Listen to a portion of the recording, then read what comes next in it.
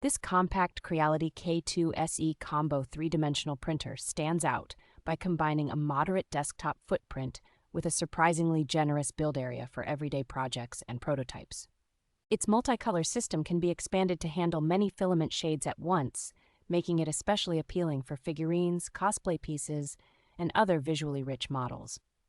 The machine's high travel speed of 500 millimeters per second, paired with tuned motion control, allows it to finish prints quickly while still maintaining respectable surface quality. A direct drive extruder with quick change nozzle, filament monitoring, and automatic cutting helps keep material changes smooth and reduces the chances of messy transitions during long multicolor jobs.